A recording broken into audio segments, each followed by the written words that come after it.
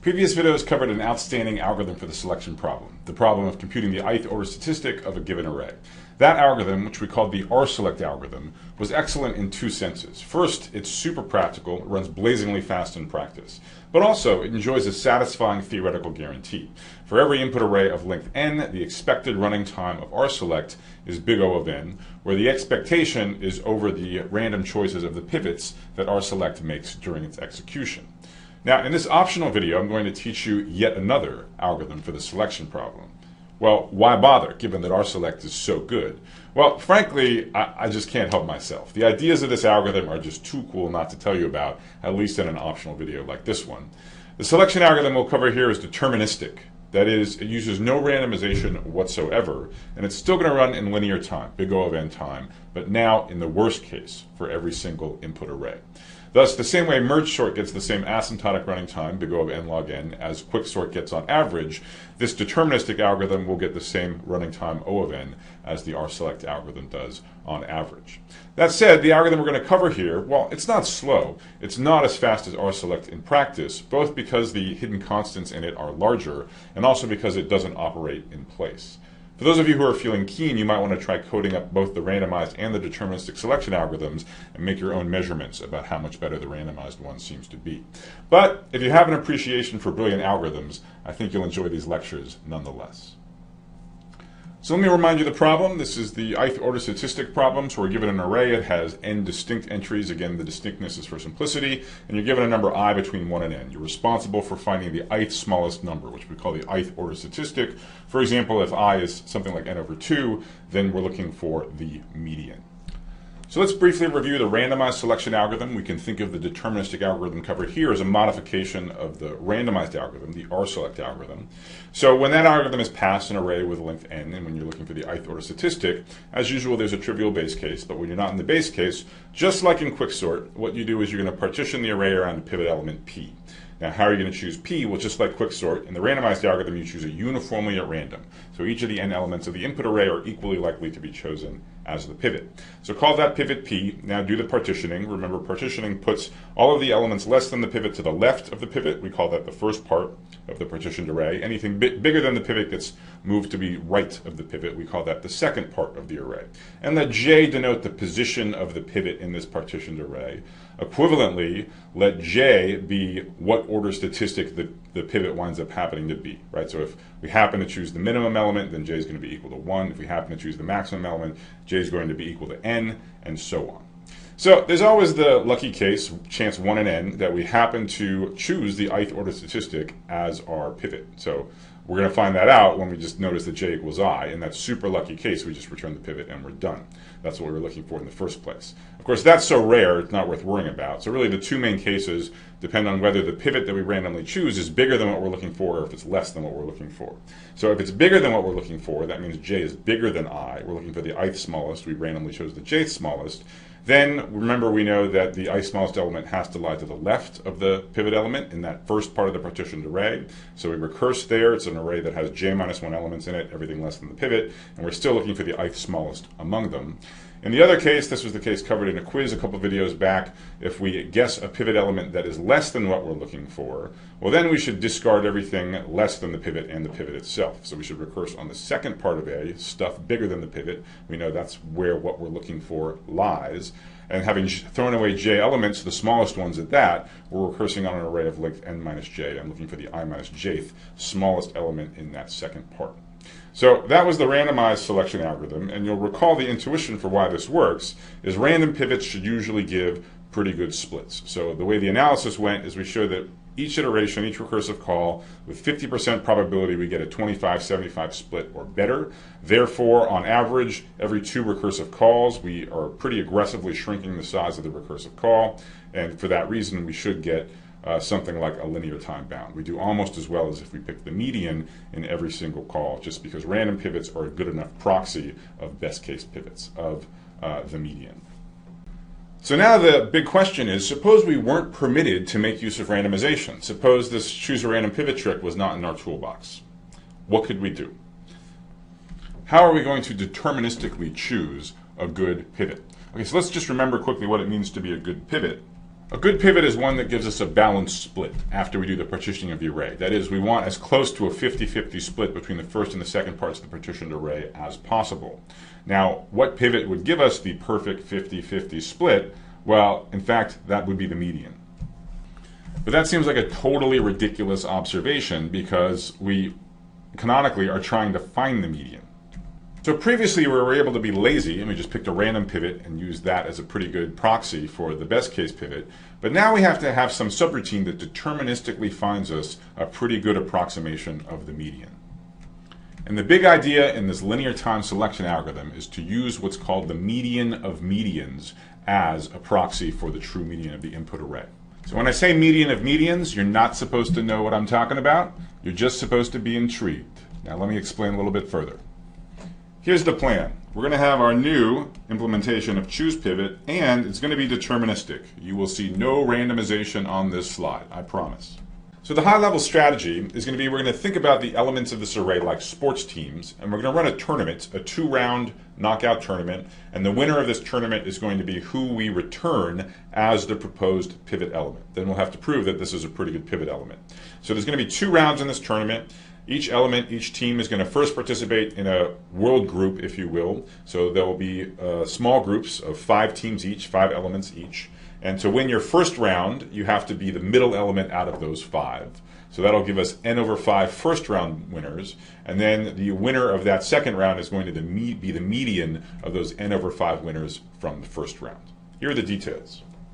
The first step isn't really something you actually do in the program, it's just conceptually. So logically, we're going to take this array capital A, which has n elements, and we're going to think of it as comprising n over 5 groups with 5 elements each. So if n is not a multiple of 5, obviously there'll be one extra group that has size between 1 and 4.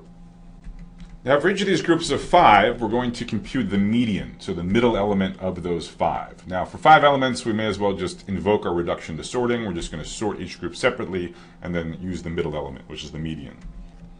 It doesn't really matter how you do the sorting because after all there's only 5 elements, but you know, let's use merge sort. What the heck. Now what we're going to do is we're going to take our first round winners and we're going to copy them over into their own private array. Now this next step is the one that's going to seem dangerously like cheating, dangerously like I'm doing something circular and not actually defining a proper algorithm. So C, you'll notice, has length over n over 5. We started with an array of length n. This is a smaller input, so let's recursively compute the median of this array capital C.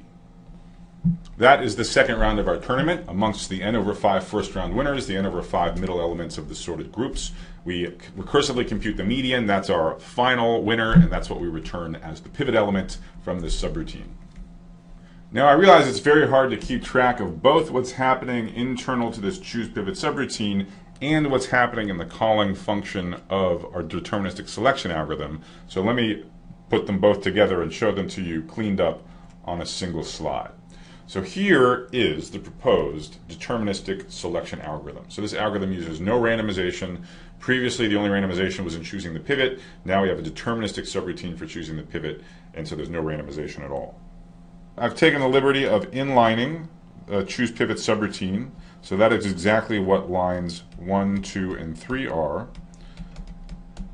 I haven't written down the base case just to save space. I'm sure you can remember it. So if you're not in the base case, what did we do before? The first thing we did was choose a random pivot. What do we do now? Well, we have steps 1 through 3. We do something much more clever to choose a pivot.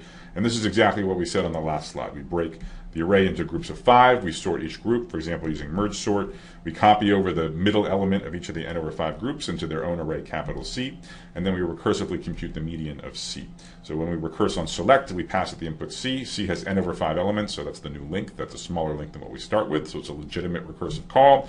We're finding the median of n over 5 elements, so that's going to be the n over 10th order statistic. As usual, to keep things clear, I'm ignoring stuff like fractions. In your real implementation, you would just round it up or down, as appropriate. So steps 1 through 3 are the new ChoosePivot subroutine that replaces the randomized selection that we had before. Steps 4 through 7 are exactly the same as before. We've changed nothing. All we have done is ripped out that one line where we chose the pivot randomly and pasted in these lines 1 through 3. That is the only change to the randomized selection algorithm. So the next quiz is a sanity check that you understand this algorithm, at least not necessarily why it's fast, but at least just how it actually works. And it only asks you to identify how many recursive calls there are each time. So for example, in merge sort, there's 2 recursive calls. In quicksort, there's 2 recursive calls. In rselect, there's 1 recursive call. How many recursive calls do you have each time outside of the base case in the deselect algorithm? All right, so the correct answer is 2. There are 2 recursive calls in deselect. And maybe the easiest way to answer this question is not to think too hard about it and literally just inspect the code and count, right? Namely, there's 1 recursive call in line 3, and there's 1 recursive call in either 6 or 7. So quite literally, there's 7 lines of code, and 2 of the ones that get executed have a recursive call. So the answer is 2.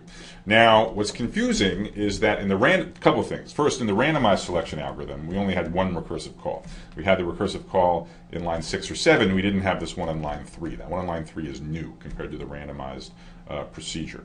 So we're kind of used to thinking of 1 recursive call using the divide and conquer approach to selection. Here we have 2. Moreover, conceptually, the role of these 2 recursive calls are different.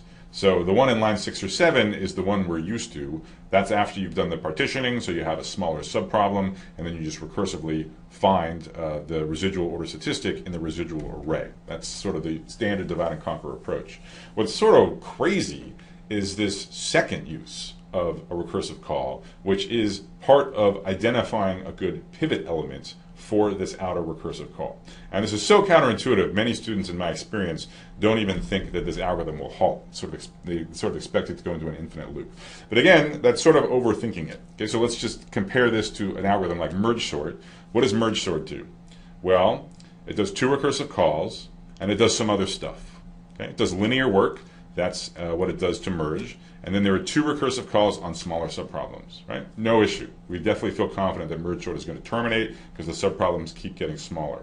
What does deselect do if you squint? So don't think about the details. Just at a high level, what is the work done in deselect? Well, there are 2 recursive calls. There's one's in line 3, one's in line 6 or 7. But there's 2 recursive calls on smaller subproblem sizes.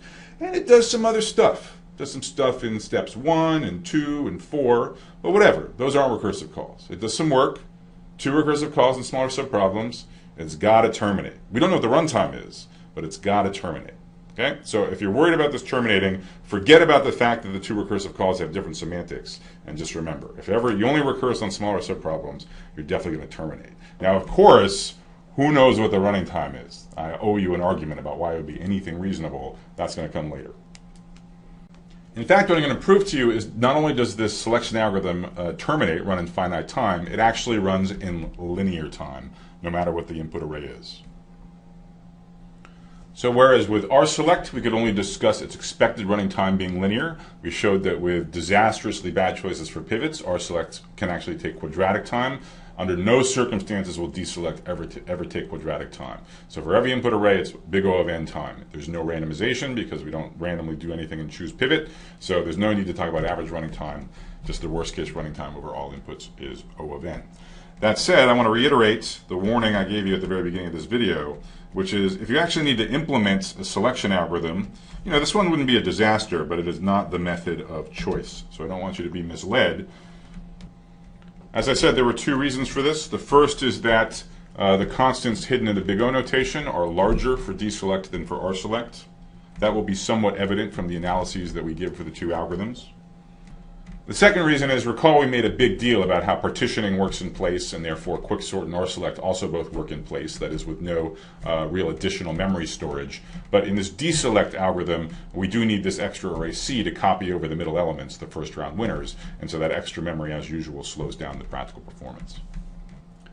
One final comment. So for many of the algorithms that we cover, I hope I explained them clearly enough that their elegance shines through, and that for many of them you feel like you could have come up with it yourself, but if only you'd been in the right place at the right time. I think that's a great way to feel and a great way to appreciate some of these very cool algorithms. That said, linear time selection, I don't blame you if you feel like you never might have come up with this algorithm. I think that's a totally reasonable way to feel after you see this code. If it makes you feel better, let me tell you about who came up with this algorithm. It's quite old at this point, about 40 years, from 1973. And the authors, there are 5 of them, and at the time this was very unusual. So Manuel Blum, Bob Floyd, Von Pratt, Ron Rivest, and Bob Tarjan.